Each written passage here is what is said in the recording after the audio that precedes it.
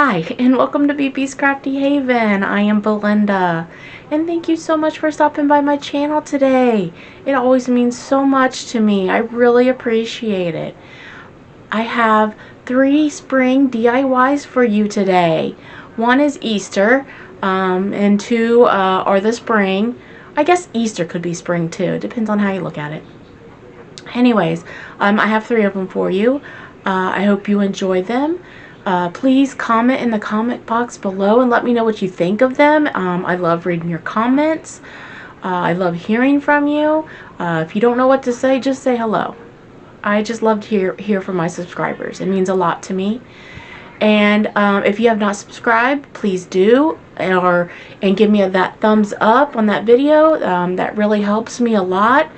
But the best part about subscribing is that YouTube will let you know every time I have a video drop.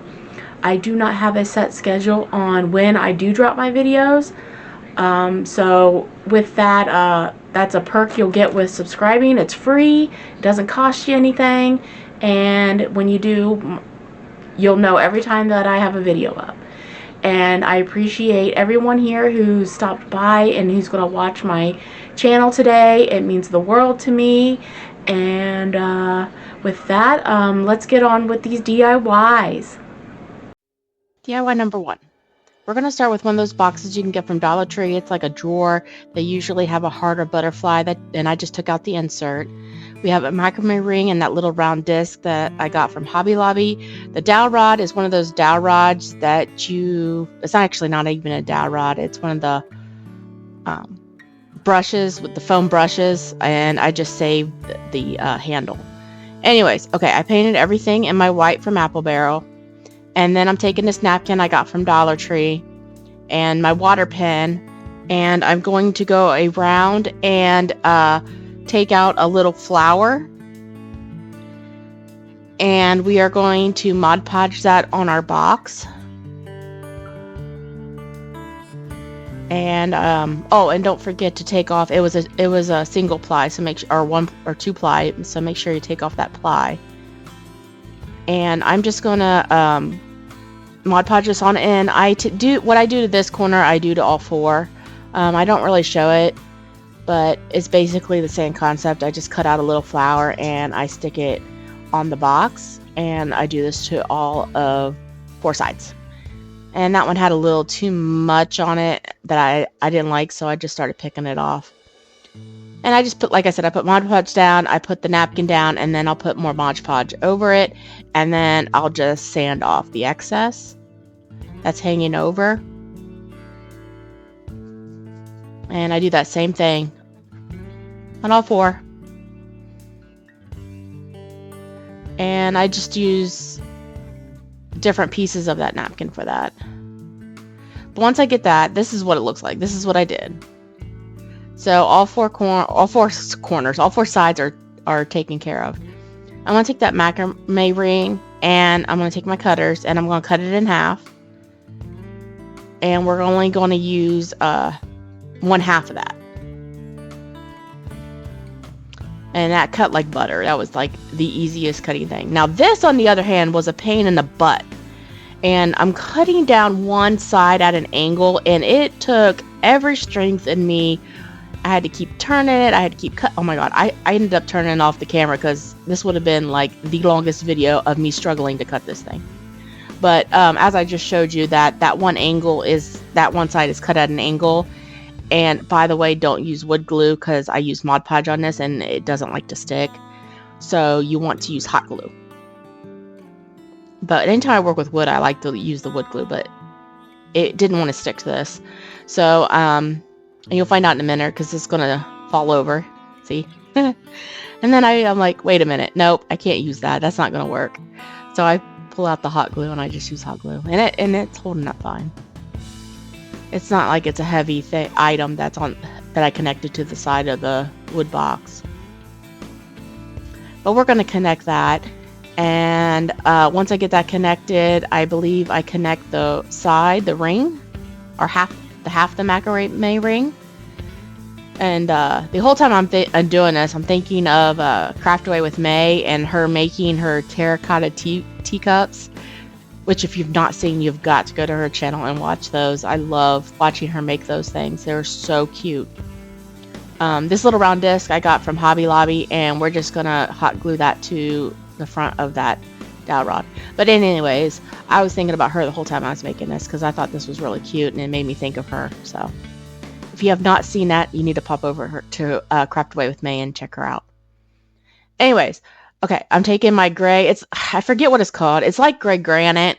It's still apple barrel, or folk art. I mean, I don't know. Whatever. Anyways, I'm doing a little distressing on it, and I thought the gray would be better than like a brown. I don't know why. I just thought that would look better, and I just take that and I dry brush that all around the corners, the edges, the handle, the little spout, and everything. And once I get that done, I'm going to take my marker here and I'm going to make little dots on the spout to make it look like, you know, holes that are in the spout of a watering can, because this is what this is. It's a watering can. And then once I get that finished, I love this. I love how this turned out. This is so pretty. Anyways, I'm going to add my floral film and some hot glue, because this is going to be a little bit more permanent. I think I really love how this turned out. And once I get that in, I will start sticking those flowers you see in the top corner. Oh yeah, moss. That's the moss from Dollar Tree. I'm going to put that down first and just kind of stick that down in there to cover up the floral foam.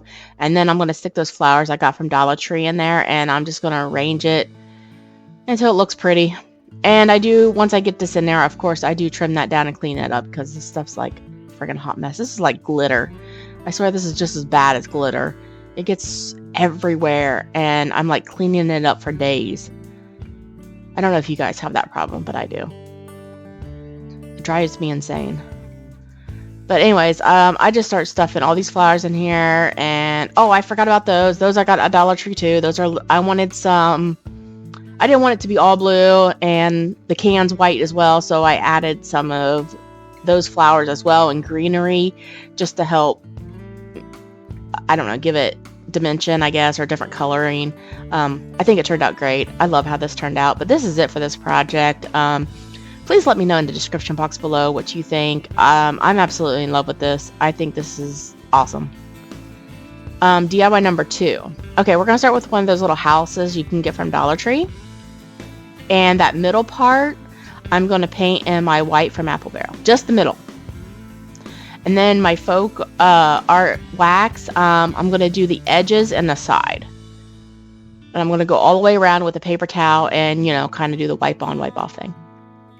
And then I'm going to take some black and I'm going to paint that little chimney thing black. I mean, it's already black in the front, but I wanted to paint the top and the sides of that little chimney just to help fill it in a little bit. And then once I get that finished, which didn't take that long, and I think I just left this all in there, because right after this, I believe I take my gray, yeah, and by Folk Art, and dry brush that all in the middle. Yep. And then after that, I have no idea. Okay, this thing I got from Dollar Tree a couple years ago. It came in like a pack. It was like a garland. I just filled in the hole with some spackling, and I'm going to take my wax and I covered it. We're going to layer this. And then, I don't even know if they'll have this year. They're so cute. I hope they do have them again this year. Anyways, I'm going to take my white from Apple Barrel and do a really heavy dry brush on there. And then, like I said, we're going to layer this. So this is not it. We're not done yet. And then I'm going to take this green, I think it's Kelly Green. And it was very watery. Mine was very watery and not mixed up very well. But we're going to take that and we're going to dry brush that on there. And I get a little too heavy, I think, with the green, because I end up adding some white back into it, because I covered too much of the white up. So I'll add a little bit more white in here. You'll see me do that here in a minute. Yeah. Just a little bit here and there. I mean, it's not technically dry, so I don't want to go too bad because I actually haven't dried the green yet. But and then because I layered this with 3 different colors, we're going to take our sander and we're going to sand the heck out of it. And you'll end up seeing all 3 of the colors come through. And it really looks distressed. And I love how this turned out. I love how the colors turned out. So I loved playing around with that one. And next we're going to take, I took bright yellow and I took some of my folk art because I didn't have the yellow I wanted. I wanted a deep yellow. So I mixed that up until I got the yellow I wanted. And I just took a star. I don't know where I got so many packs of stars. I don't know where I got that from. I could have got that from anywhere. Dollar Tree, Hobby Lobby, Michael's, Amazon. I have no idea. But anyways, we're going to take that and we're going to paint that in that yellow. And then I'm going to take our little watering can and I'm taking some Celsius. It's a little different than moss, but, or yeah, whatever. You guys, okay. I don't know what I'm saying. I'm shutting up. Anyways, I'm going to trim it down. I'm going to hot glue that down. And then I'm going to take those berries that you see right there that I've gotten from Dollar Tree in the past. And I'm going to glue those on top of that Celsius stuff. What do I want to say it's not like? It's like raffia. That's what it's like. It's like raffia, but a lot thinner. I knew I'd think of it. Anywho, we're going to take the berries and hot glue those on. And then once I get that all twisted and stop playing with that, I will glue my star on top of that. And then we got the pretty water can. I love it. It's so pretty. And then I took that yellow and I took some of these, I think they're 0.5 inches letters I got from Amazon.